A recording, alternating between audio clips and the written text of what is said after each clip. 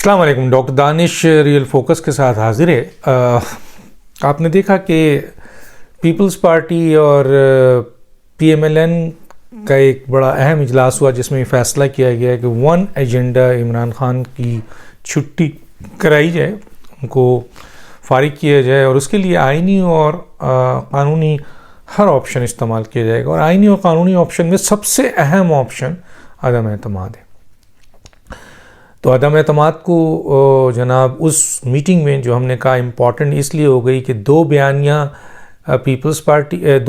पीएमएलएन एक हो गया। मरीम नवाज़ भी थी, शहबाज शरीफ भी थे, हमजा शहबाज भी थे। दूसरी तरफ जो है पीपल्स पार्टी इस बयानिए पे बहुत अरसे से स्ट्रॉन्ग पोजीशन में थी। तो गोया एक बयानिया बना कि अदम एतमाद हो गया। अब तौसीह लेनी थी पीएमएलएन के सरबरा और पीडीएम के सरबरा से। तो गुज़िश्ता आपने देखा कि कल के इजलास पीडीएम के सरबरा ने भी ये ऐलान कर दिया कि अदम एतमाद लाई जा रही है मौजूदा हुकूमत के। अब मैं आपको ये पहले ही बता चुका हूँ कि अदम एतमाद पार्लियामेंट में लाई जाती है और पार्लियामेंट जो है वो बैटल प्लेस है इस्टेब्लिशमेंट का। गोया इस्टेब्लिशमेंट यहाँ न्यूट्रल होने जा रही है और उसने ये साबित भी किया है। फैसल वाडा के केस में आप देख लें, बल्दियात के जो केपीके में बल्दियाती इलेक्शन हुआ उसमें देख लें, और दूसरी बात यह है कि जो फॉरेन फंडिंग के केस है उसमें भी आप देख सकते हैं। तो गोया इस्टेब्लिशमेंट अगर न्यूट्रल होती है तो मौजूदा अपोजिशंस बहुत स्ट्रॉन्ग पोजीशन में है, क्योंकि उनकी और हुकूमत का इत्तेहादियों का जो ग्रुप है उसके साथ सिर्फ 7 वोट का मरकज़ में फ़र्क है। और अब इत्तेहादियों ने भी आहिस्ता आहिस्ता साथ छोड़ना शुरू किया है। जब इस्टेब्लिशमेंट न्यूट्रल हो रही है तो आप देख लें कि उनकी अपोजिशन से मुलाकात हो रही है और वो इस बात को भी एग्री कर रहे हैं कि हुकूमत कुछ डिलीवर नहीं कर सकी जिसकी बुनियाद पे उनको बहुत बड़ा नुकसान है।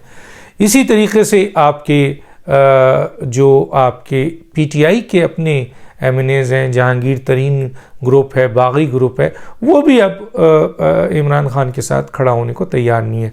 तो गोया अदम एतमाद हो गया। पीडीएम ने भी उसको कर दिया है।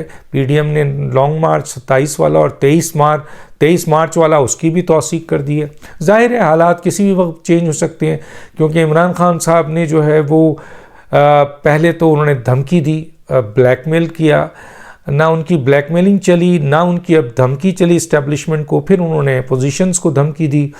अपोजिशन को तो वो मुसलसल धमकी दे रहे हैं और कार्रवाई भी कर रहे हैं उनके खिलाफ कार्रवाई। जैसे अभी उन्होंने धमकी दी कि शहबाज शरीफ को अंदर किया जाए, किसी भी सूरत में अंदर किया जाए, और बड़ा प्रेशर है उन लोगों पे, उन इदारों पे प्राइम मिनिस्टर का कि शहबाज शरीफ जो इस वक्त मेन फैक्टर्स हैं यहाँ सारी चीज़ों के, उनको अंदर कर दिया जाए ताकि ये मसला रुके।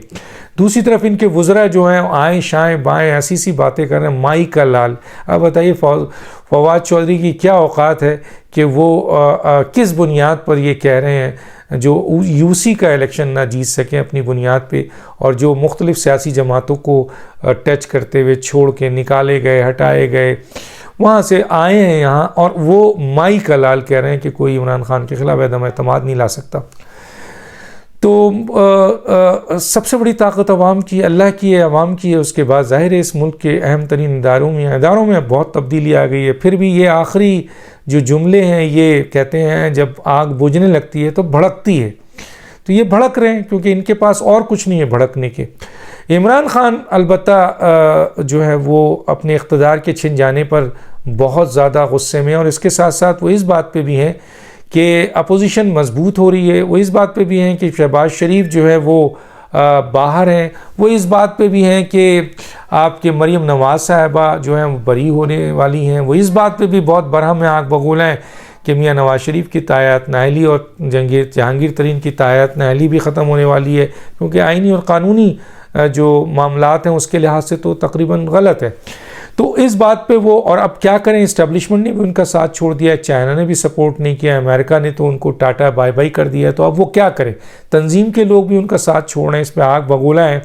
और आग भगोले के चक्कर में अब जो है वो जिन लोगों से उनकी शदीद नफ़रत थी मिनिस्ट्री में, उनको भी वो बर्दाश्त कर रहे हैं। हालांकि उनके यहाँ मज़ीद इख्तलाफ हो गया है जब उन्होंने 10 परफॉर्मेंस करने वाली मिनिस्ट्री का अवार्ड दिया, ये नहीं बताया कि उनकी परफॉर्मेंस क्या है, लेकिन अवार्ड दे दिया। जाहिर है जो 42 अरकान हैं जिनमें टॉप मोस्ट सीनियर तरीन लोग हैं जिन्होंने सर्विसेज दी है पहले भी पाकिस्तान को, अब उनका एतराज़, जैसे शाह महमूद कुरैशी हैं या दूसरे लोग हैं, उनका एतराज़ है कि पैमाना क्या है आपके नापने का और किन बुनियादों पे आपने इन लोगों को दिया है। अब इनके अंदर बड़ी दरार आ चुकी है। तो अब इमरान खान साहब के लिए 2 ही 3 तरीक़ा है, या तो बैन अवी तौर पर उनको कोई सपोर्ट करे, ख़ास तौर पे चाइना या अमेरिका या सऊदीया, तो वो अब उन्होंने हाथ उठा लिया। हालिया चाइना विज़िट में भी उनके साथ जो उनके साथ हुआ है वो उन्होंने देख लिया, और अब इस्टेब्लिशमेंट भी न्यूट्रल हो चुकी है, तो अब उनके पास तो कुछ भी नहीं है। तो गोया वो सुना ये है कि किसी जगह उन्होंने बात की है कि क्यों ना पाकिस्तान पीपल्स पार्टी के साथ बात करके कॉम्प्रोमाइज़ किया जाए, इत्तेहाद किया जाए, ताकि उनकी हुकूमत आगे बढ़े और पीपल्स पार्टी के केसेस को ख़त्म किया जाए, एनआरओ दिया जाए, और इसके साथ साथ पीपल्स पार्टी को इस हुकूमत में अहम तरीन हिस्सा दिया जाए। ये एक बड़ी अहम जगह बात हुई है।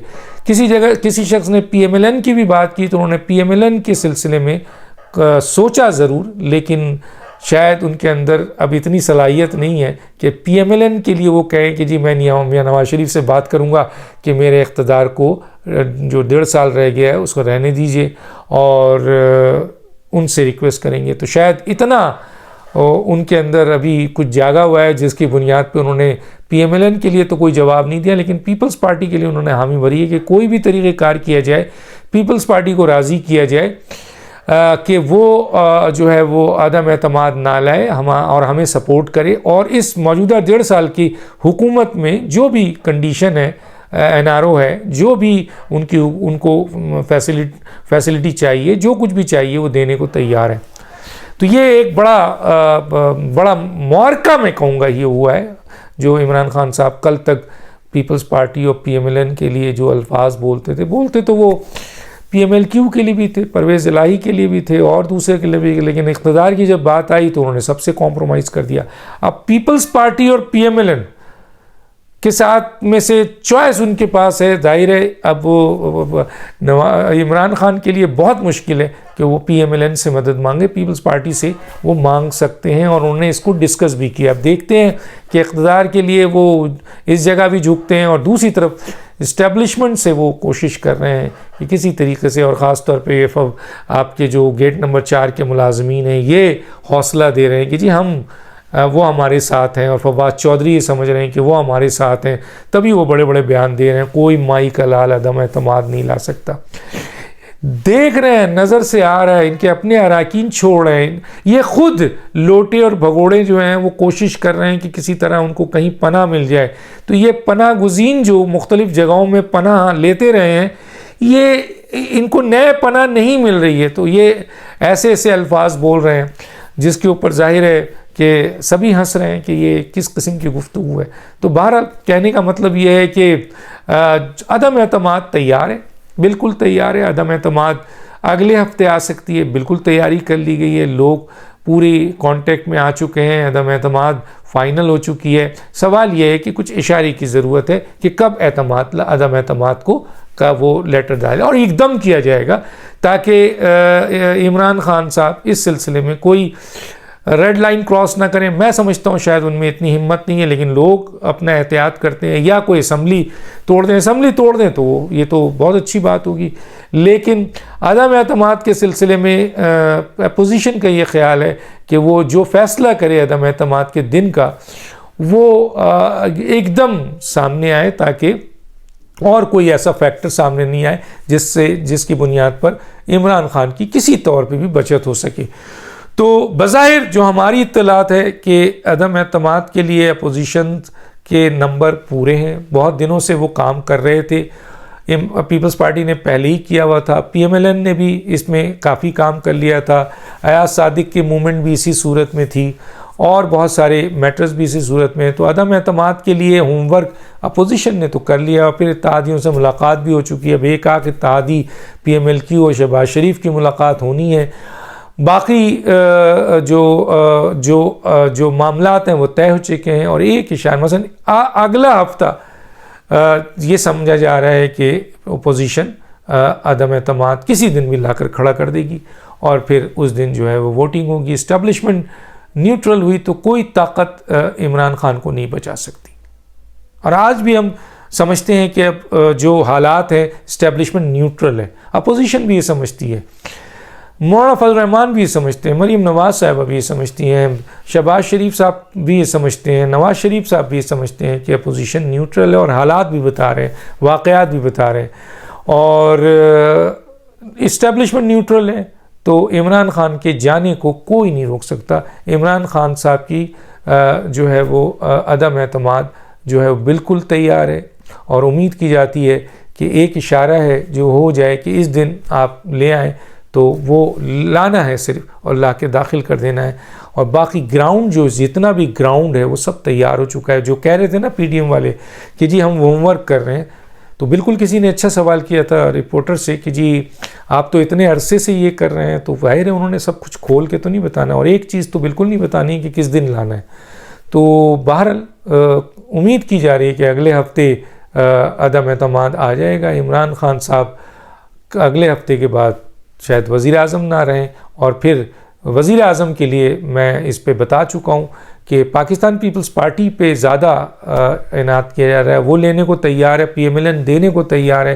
पीपल्स पार्टी में आसिफ जरदारी साहब वज़ीर आज़म की हैसियत से अपने आप को पेश कर चुके हैं। इस्टेब्लिशमेंट की कुछ ऑब्जर्वेशन है इस सूरत हाल में। बिलावल भुट्टो वज़ीर आज़म, लेकिन उनको अभी ज़ाया नहीं करना चाहिए क्योंकि वो करना नहीं चाहते, क्योंकि वो यह ज़ाहिर है एक मुद्दती होगा 8 महीना और उसके बाद असम्बली टूटी जाएगी, ये पूरा तय है, ये अंडरस्टैंडिंग हो चुकी है, एतमाद करना पड़ रहा है एक दूसरे पे और करना पड़ेगा क्योंकि पीछे आवाम खड़ी है और सामने बड़ी ताकतें भी हैं जो इम्पॉर्टेंट सिस्टम का हिस्सा है। इसके साथ साथ आपके पीपल्स पार्टी का कोई भी वज़ीर आज़म हो सकता है और वो 8 महीने चलाने के बाद उसमें पीएमएलएन और दूसरी सियासी जमातें, अपोजिशन इत्यादि सब सपोर्ट करेंगे पीपल्स पार्टी की हुकूमत को और उसके बाद 8 महीने के बाद उसको असम्बली डिसॉल्व कर दी जाएगी मेरा ख्याल है बजट के बाद, थोड़े अरसे बाद।